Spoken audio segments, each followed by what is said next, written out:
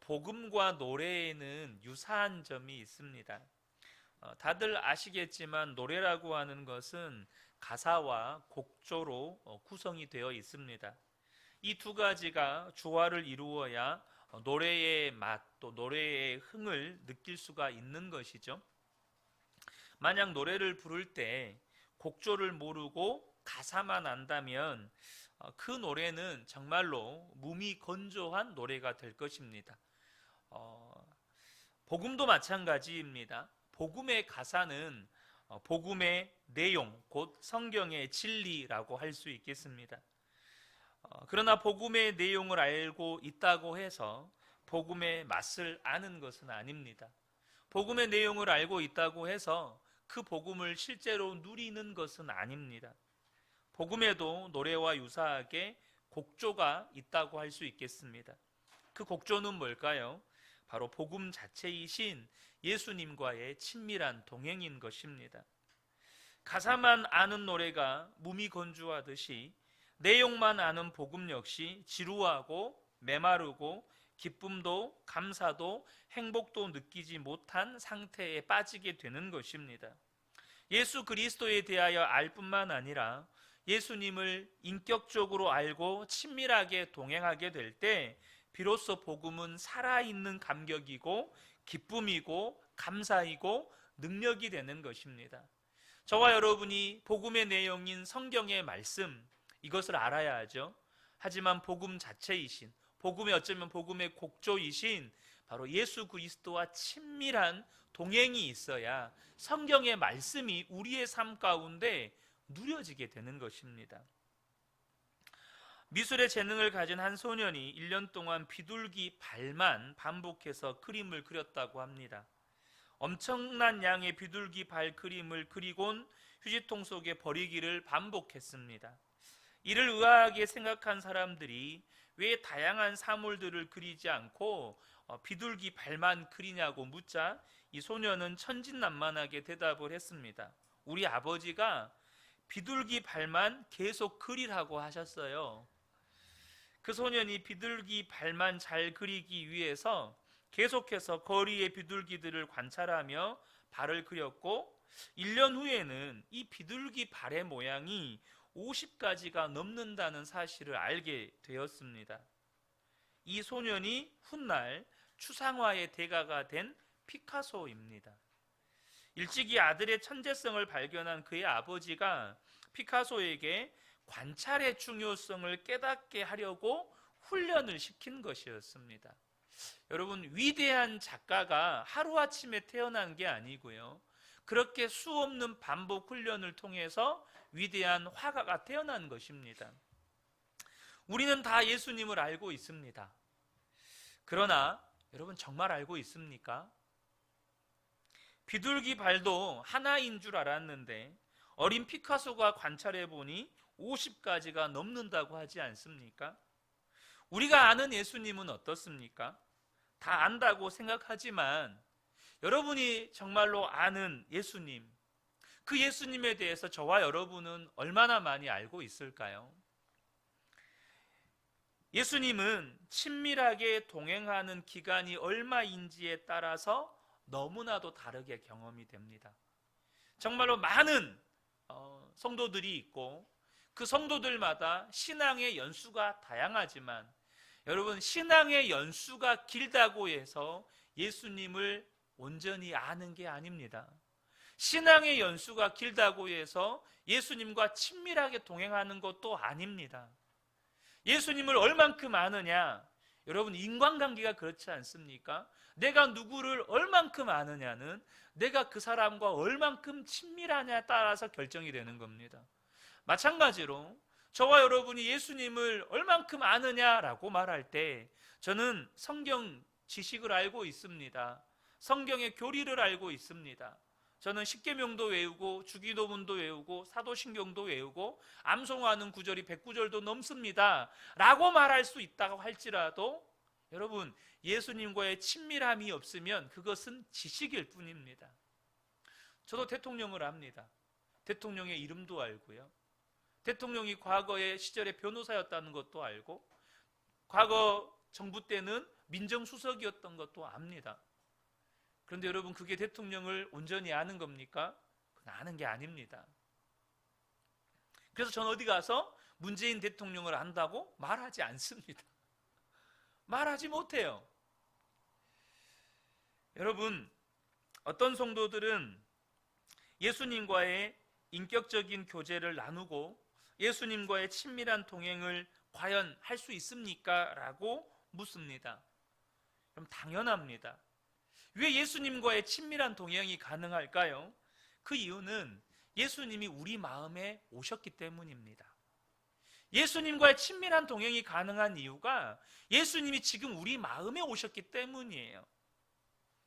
그렇다면 예수님이 우리 마음에 오신 증거가 무엇입니까?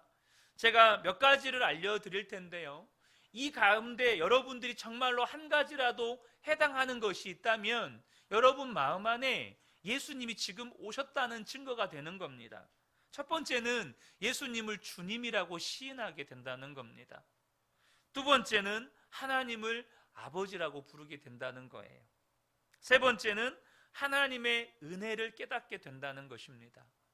네 번째는 성도와 성도가 서로 사랑하게 된다는 거예요. 다섯 번째는 마음에 성령의 책망을 느낀다는 것입니다. 여섯 번째는 하나님을 향한 소원이 마음에 생기는 것입니다. 그리고 끝으로 일곱 번째는 복음을 전하는 삶을 사는 것입니다. 이 일곱 가지 가운데 여러분에게 한두 가지라도 해당하는 것이 있다면 지금 여러분 마음 안에 예수님이 계시다는 증거가 되는 것입니다. 그런데 제가 여러분들에게 예수님이 오신 증거를 나누려고 하는 게 아니고요, 예수님이 무엇 때문에 오셨냐는 겁니다. 예수님께서 저와 여러분의 마음 안에 무엇 하러 오셨느냐는 거예요. 예수님이 오신 목적이 중요하지 않겠습니까? 예수님이 우리에게 이렇게 다양한 증거들을 주시면서 내가 너희 안에 지금 왔다, 내가 너희 마음속에 있다라고 하는 것을 이렇게 우리에게 확실하게 알려주시는 목적이 뭐냐는 거예요. 오늘 본문의 말씀을 다시 한번 보겠습니다. 계시록 3장 20절입니다. 볼지어다 내가 문 밖에 서서 두드리노니 누구든지, 자막을 바꿔주셔야 돼요. 네, 자막 바꿔주시고, 누구든지 내 음성을 듣고 문을 열면 내가 그에게로 들어가 그와 더불어 먹고 그는 나와 더불어 먹으리라. 쉽게 이야기하죠. 예수님이 무엇 때문에 오셨습니까? 같이 밥 먹자고 우리 안에 오셨다는 것입니다.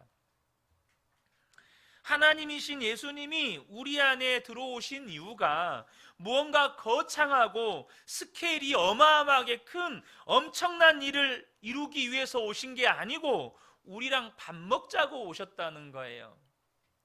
여러분, 정말로 어이가 없을 정도로 소박한 일 아닙니까? 아니, 천지를 창조하신 예수님께서, 지금도 천지를, 온 우주 만물을 다스리시는 예수님께서, 또 우리를, 인류의 모든 죄를 대속하여 십자가 지신 예수님께서 우리 속에 들어오셨다는데, 적어도 그 정도 스케일의 하나님이면 뭔가 좀 어마어마한 일을 하셔야 되지 않겠습니까? 그런데 예수님이 우리 안에 들어오신 목적은 너무나도 어처구니 없게도, 너무나도 소박하게도 우리랑 같이 밥 먹자는 겁니다. 여러분, 이것은 매우 중요한 것입니다. 밥 먹자는 말의 핵심은 관계입니다. 여러분은 여러분과 관계없는 사람과 밥 드십니까? 여러분이 모르는 사람과 밥 먹자고 합니까?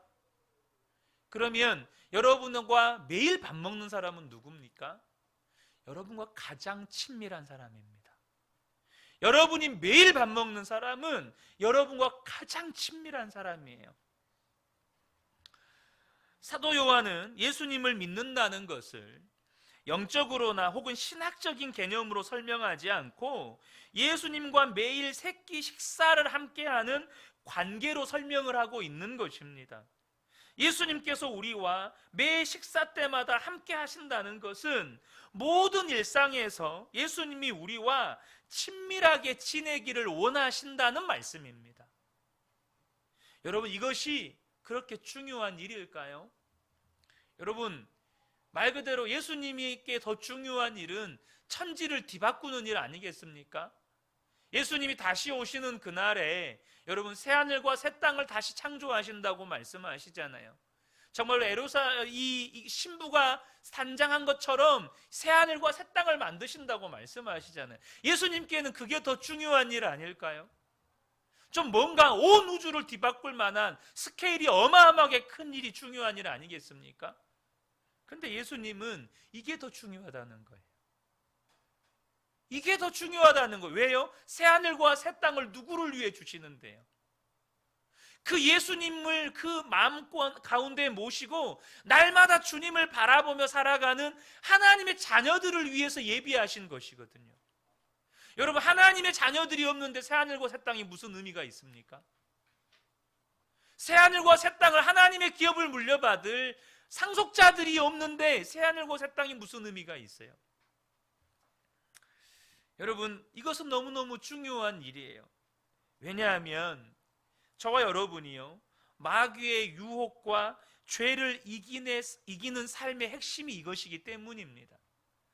저와 여러분이 변화된 삶을 사는 핵심이 바로 주님과의 친밀한 관계라는 거예요. 성도가 죄를 이기는 힘이 어디에서 옵니까? 주님과 동행하는 삶에서 오는 겁니다. 성도가 변화된 삶의 핵심이 어디에서 옵니까? 바로 주님과 동행하는 삶에서 온다는 거예요.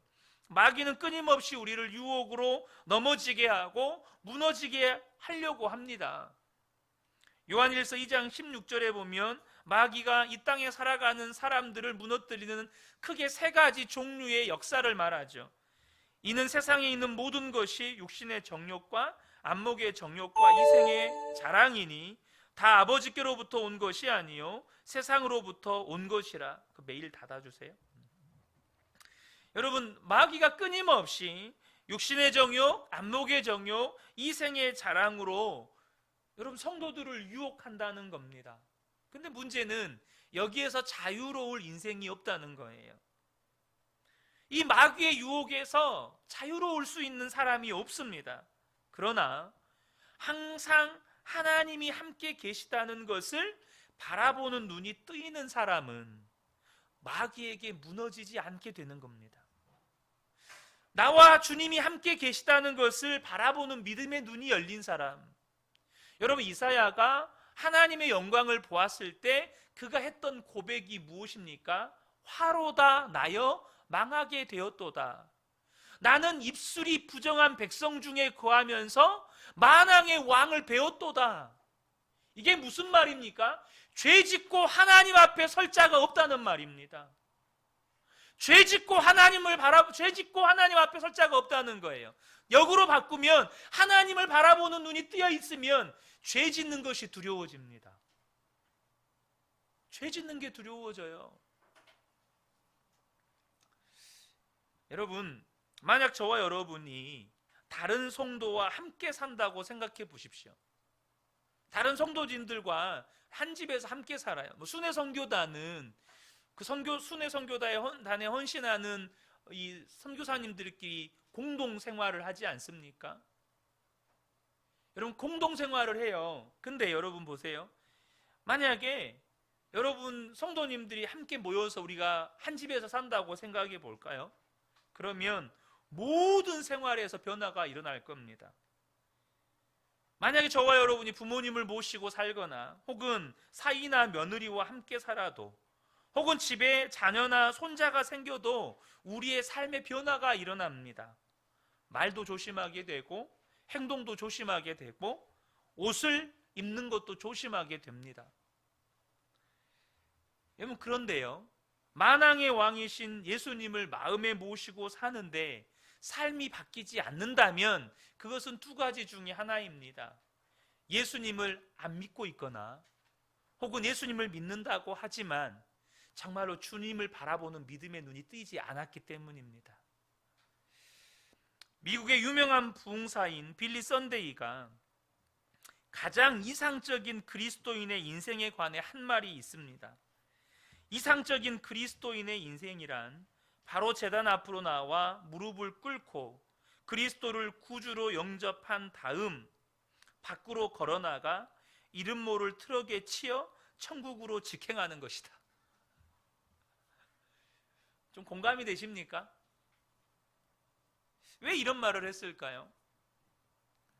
여러분, 이 사람은요, 시험에 빠질 위험이 없습니다. 신앙의 회의감 때문에 씨름할 이유도 없습니다. 구원을 잃어버릴 필요도 없습니다. 구원을 잃어버릴 위험도 없어요. 가장 이상적이지 않습니까? 받들어 섬길 배우자나 참고 견뎌야 할 자식들이나 사랑해야 할 원수들도 없습니다. 더 이상 슬픔도 눈물도 없습니다. 한순간에 영원을 맛보게 되는 것이죠. 그러나 우리의 삶은 예수님을 믿고 난 다음에 구원의 문제 때문에 갈등하기도 하고 시험에 빠지기도 하고 신앙의 회의감 때문에 씨름하기도 하고 배우자나 자녀들, 원수들로 인해서 힘들어하기도 하고 슬픔과 눈물을 겪기도 합니다. 그러나 저와 여러분이 아셔야 될 것이 뭐냐 하면 그럼에도 불구하고 성도가 누리게 되는 축복 가운데 하나가 그 모든 것을 넉넉하게 이기는 축복이 있다는 겁니다. 여러분, 그게 뭘까요? 그것은 모든 상황에서 예수님과 동행하는 것입니다. 예수님이 여러분 정말로 여러분과 함께함이 믿어진다면, 예수님이 함께 하시는 것이 여러분의 삶에 너무나도 명확한 실제가 된다면 어떤 어려움도 상관없지 않을까요? 기쁨과 평안과 행복을 누리는 것이 지극히 당연한 일 아니겠습니까? 이것이 정상적으로 예수님을 주님으로 영접한 성도의 삶인 것입니다. 여러분, 예수님을 믿는다는 것은 일생에 한두 번 특별한 체험으로 예수님을 만나는 게 아닙니다. 여러분, 가족이라고 하는 게 1년에 한두 번 만나는 관계가 아니잖아요. 늘 함께하는 친밀한 관계인 것처럼 예수님을 믿는 것도 늘 주님과 동행하는 친밀한 관계인 것입니다. 이것을 동행 혹은 인격적인 교제라고 하는 것이죠. 안타깝지만 한국 교회 안에서 정말로 우리가 안타까운 신앙의 현실 가운데 하나가 뭐냐면 정말로 열심히 대단하고 늘 감격과 감사 가운데 살아가는 성도들은 대체로, 전부는 아닙니다, 대체로 최근에 예수 믿은 사람들입니다. 쉽게 말하면 새신자들이라는 겁니다. 이 사람들은 정말로 새 사람이 되었다는 것이 느껴집니다. 이와는 반대로 뜨뜻미지근하고 지겹고 따분하게 생각되는 그리스도인들의 대부분은 30년 혹은 40년 이상 신앙생활을 해온 분들이 많습니다. 그 이유가 뭘까요? 여러분, 이유가 뭐라고 생각하십니까? 그것은 일상생활에서 부활하신 주님과 동행하는 삶을 소홀히 여겼기 때문입니다. 신앙생활을 오래 했다고 하는 분들에게서 예수님이 안 느껴지는 거예요. 무언가 경직되어 있고, 제가 주일 말씀에도 나누었었죠. 무언가 경직되어 있고 굳어 있고, 이건 틀렸어, 이건 옳아, 그렇게 판단하고 정죄하는 분들의 대부분은 오랫동안 신앙생활하는 분들, 그것도 교회에서 헌신하고 봉사하고 직분을 맡았다고 하는 분들입니다.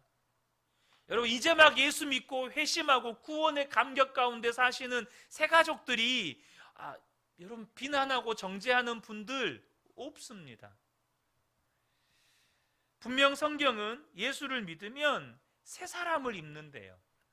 골로새서 3장 10절을 보면 새 사람을 입었으니 이는 자기를 창조하신 이의 형상을 따라 지시게까지 새롭게 하심을 입은 자니라. 여러분, 예수를 믿으면 새 사람을 입어요. 근데 그 새 사람을 믿는 것이 어느 정도냐면 우리가 아는 지식까지도 새 사람을 믿는데요. 우리가 아는 지식까지도. 여러분, 지식까지도 새 사람을 입는다는 게 무슨 말일까요? 우리가 아는 것에, 완전히 뭐 달라졌다 이걸 말하는 게 아닙니다. 여러분, 예수 믿으면 그동안에 과학 시간에 배웠던 진화론이 싹 사라지고 창조론만 딱 생깁니까? 여러분, 그렇지 않아요. 예수를 믿으면 이전에 배웠던 세상 지식은 다 없어지고 여러분, 새로운 하늘 지식이 막 부어집니까? 그렇지 않습니다. 지식까지 새롭게 되었다는 것은 뭐냐면 지식의 분별력이 생겼다는 겁니다. 지식의 통찰력이 생겼다는 거예요. 무엇이 진리인지 아닌지가 분별이 된다는 거예요. 그리고 그 분별된 진리가 사랑으로 쓰여진다는 겁니다. 그런데 여러분, 왜 그렇게 오랫동안 신앙생활을 했다는 분들이 경직되고 굳어지고 뜨뜻미지근하게 되는 걸까요? 아까 앞서도 잠깐 말씀드렸지만 일상생활에서 부활하신 주님과 동행하는 삶을 소홀히 여겼기 때문이라고 말씀을 드렸죠. 이걸 좀 더 쉽게 이야기하면, 좀 풀어서 이야기하면 오스왈드 챔버스가 쓴 그리스도의 정체성에 이런 내용이 있습니다.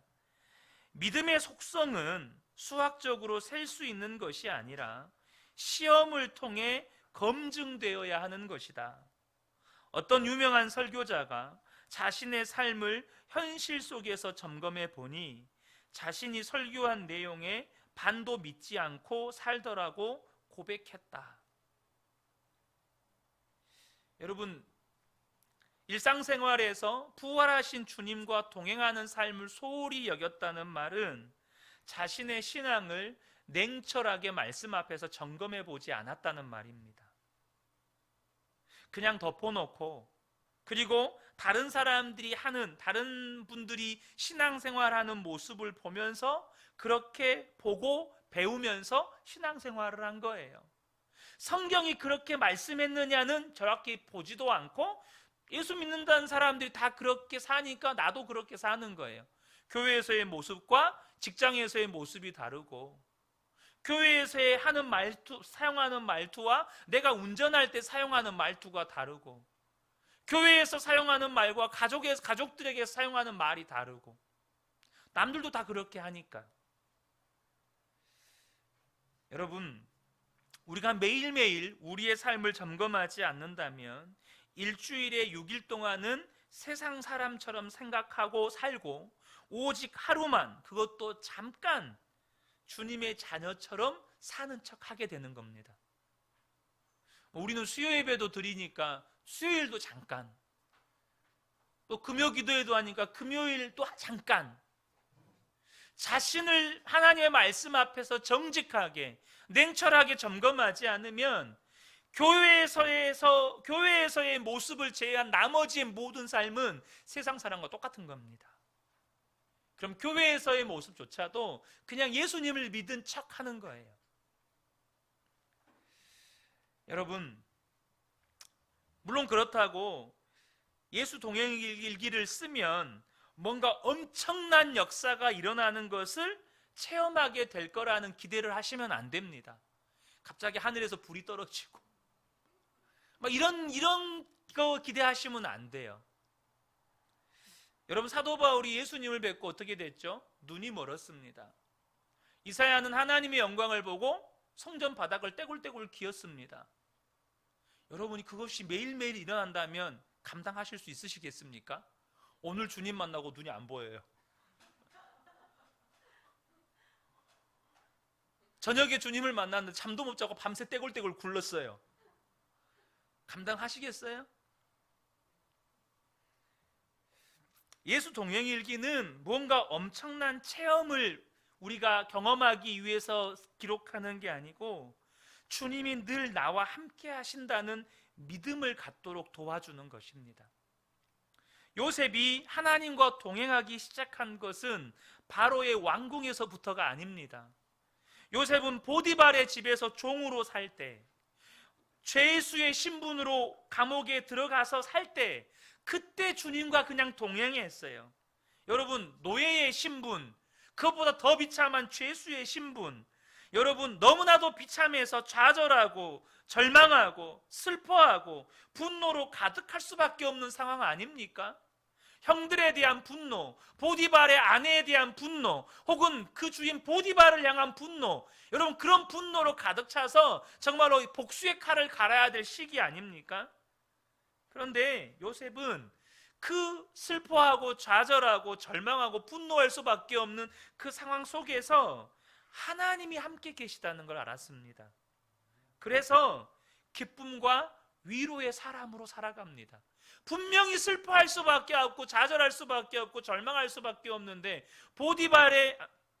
그 보디발이 요셉을 보면 야, 하나님이 함께 하시네.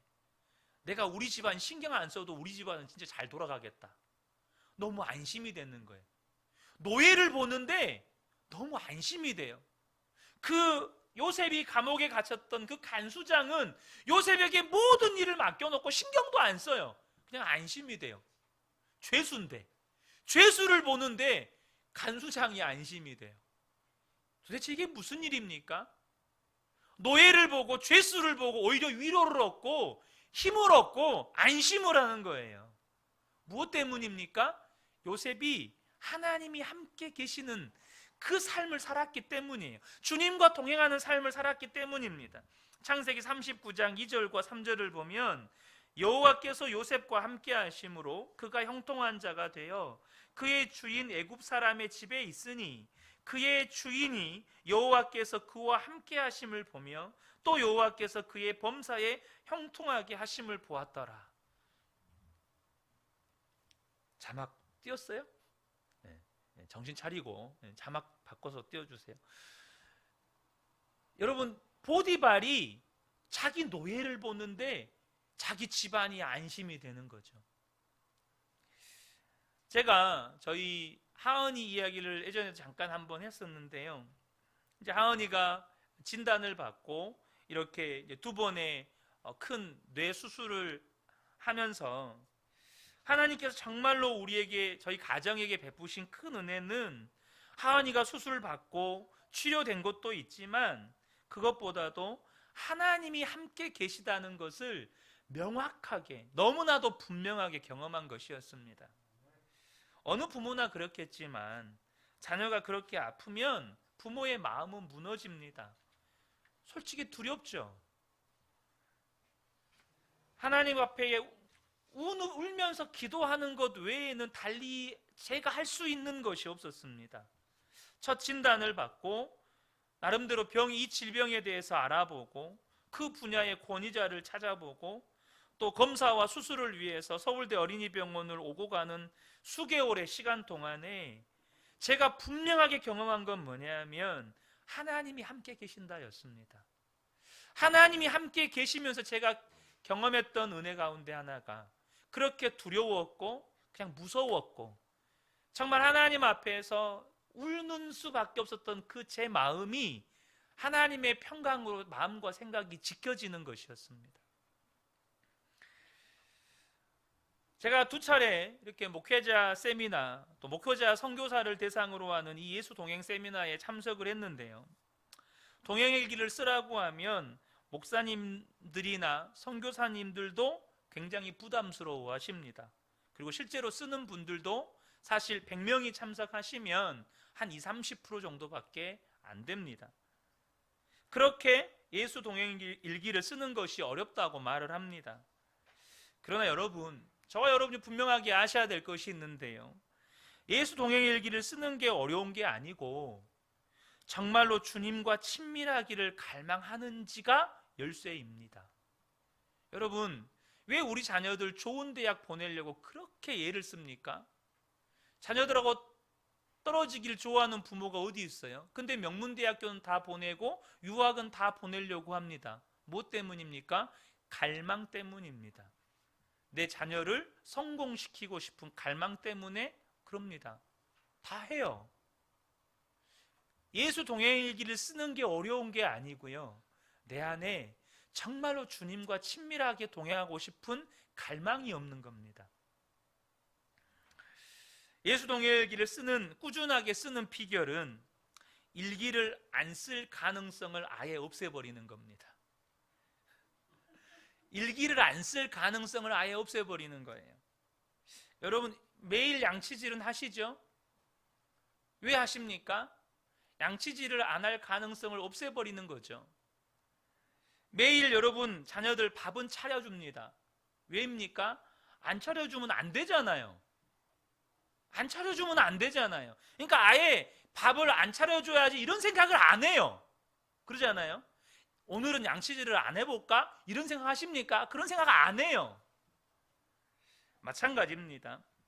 예수 동행일기를 쓸 때 여러분들이 아예 안 쓸 생각을 지워버리시면 좋겠습니다. 그냥 안 써야겠다 이 생각을 지워버리시면 돼요. 퇴로를 차단하는 것입니다. 돌아갈 길을 차단하는 거예요. 열왕기상 19장 19절에서 21절을 보면 엘리야가 엘리사를 부르는 장면이 나옵니다. 엘리야의 후계자가 엘리사가 되지 않습니까? 그렇게 엘리사를 불렀을 때 엘리사의 믿음의 선택이 있습니다. 다 아시는 말씀이에요. 20절을 보겠습니다. 그가 소를 버리고 엘리야에게로 달려가서 이르되 청하건대 나를 내 부모와 입맞추게 하소서. 그리한 후에 내가 당신을 따르리이다. 엘리야가 그에게 이르되 돌아가라. 내가 내게 어떻게 행하였느냐 하니라. 엘리사가 그를 떠나 돌아가서 한 겨릿소를 가져다가 잡고 소의 기구를 불살라 그 고기를 삶아 백성에게 주어 먹게 하고 일어나 엘리야를 따르며 수종 들었더라. 여기에는 두 가지 의미가 있습니다. 엘리사는 굉장히 부자 농부였습니다. 부농이었어요. 부농. 지주였습니다. 엘리사가 12겨릿소, 그러니까 24마리가 끄는 쟁기로 밭을 갈고 있을 때 엘리야가 찾아오거든요. 근데 그때 엘리사의 첫 번째 선택은 뭐냐면 이 소와 그 쟁기 기구를 불살라 버리는 거였습니다. 내가 다시는 돌아가지 않으리. 마음의 믿음의, 스스로의 믿음의 결단이었습니다. 두 번째로 하는 건 뭐냐면 그 소를 잡아서 백성과 함께 나누어 먹었습니다. 이게 뭐죠? 백성들에게 공표한 겁니다. 나 이제 엘리야 선지자님 따라간다. 나 다시 돌아오지 않는다. 백성들에게 다 공표한 겁니다.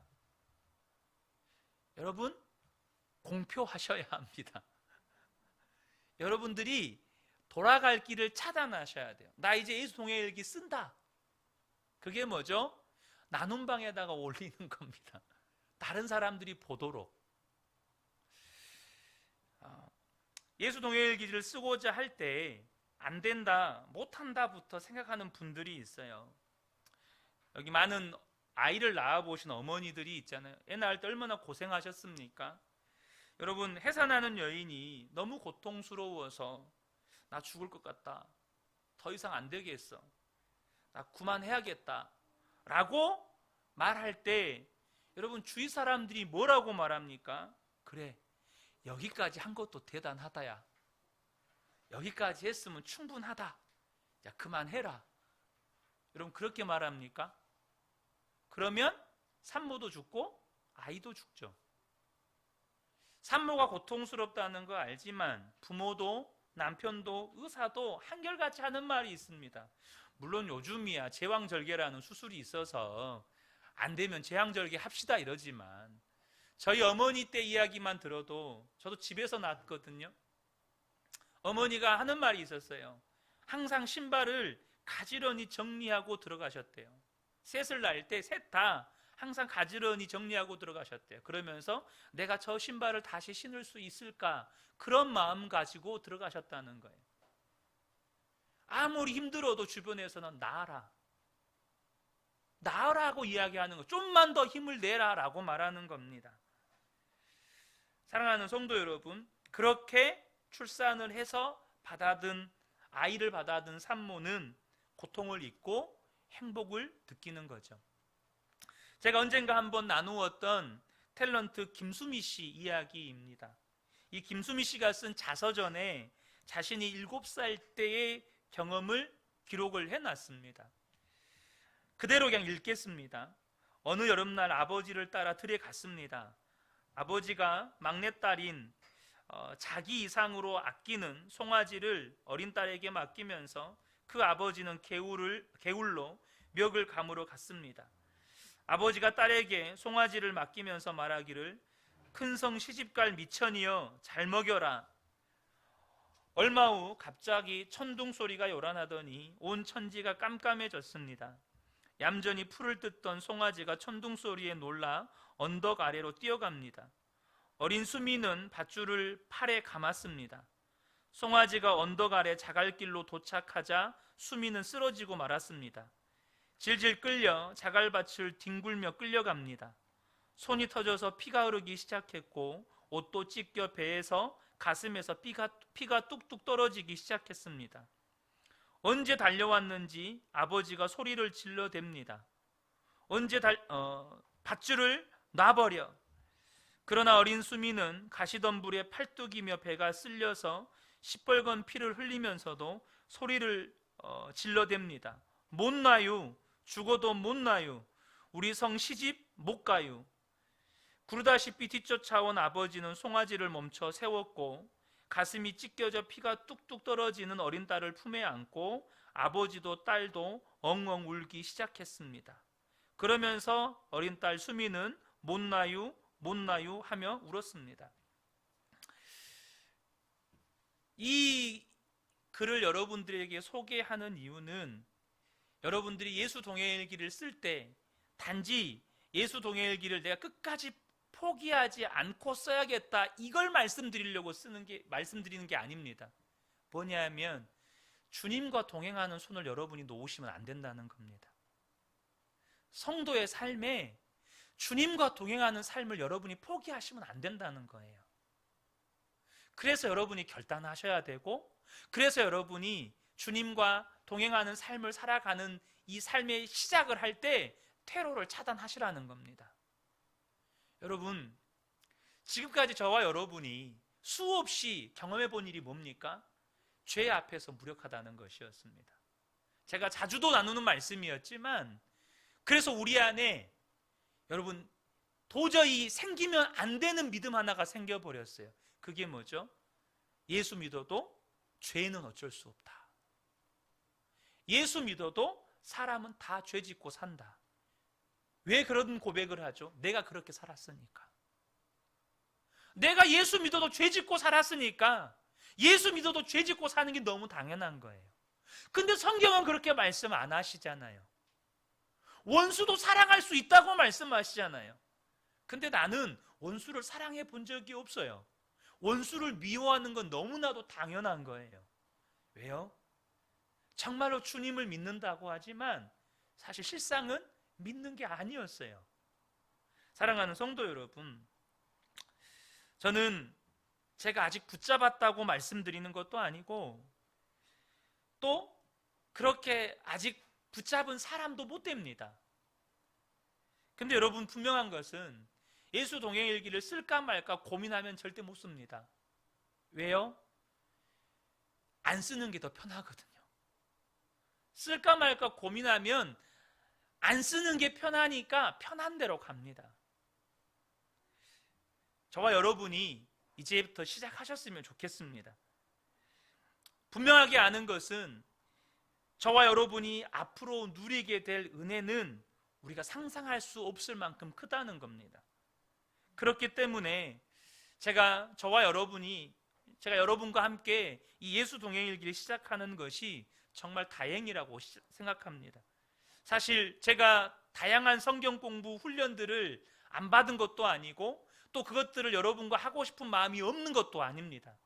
그러나 지난주에도 말씀을 드렸지만 그렇게 은혜를 받아도 은혜를 담을 그릇이 없으면 그 은혜는 다 땅에 떨어지는 겁니다. 예수 동행일기가 저와 여러분의 삶에서 경험한 지금도 은혜를 받고 있는데 그 은혜를 여러분의 삶의 그릇에 담으셔야 합니다. 사랑하는 성도 여러분, 여러분도 주님과 동행하는 삶의 퇴로를 차단하시고 주님과 동행하는 삶에 도전하시기를 축복합니다. 24시간 예수님 바라보고 우리가 1년을 살아보셨으면 좋겠습니다. 그럼 반드시 여러분의 삶에 그 일기를 읽으면서 놀랍도록 변화된 여러분을 고백하게 될 겁니다. 이 예수 동행일기가 좋은 점이 뭐냐면 그 어플리케이션을 여러분들 1년 동안 쓰시면 그 1년 동안 쓴 일기를 책으로 만들 수 있습니다. 책으로 만들 수 있어요. 우리가 굳이 따로 편집하고 이런 거 하지 않아도 그것을 책으로 만들어 낼 수 있습니다. 저는 우리 모든 성도님들과 함께 이 은혜의 여정에 계속해서 함께 가면서 함께 그 은혜들을 누려가기를 간절히 소원합니다. 이 은혜가 우리 모든 성도님들께 함께 하시기를 주님의 이름으로 축복합니다.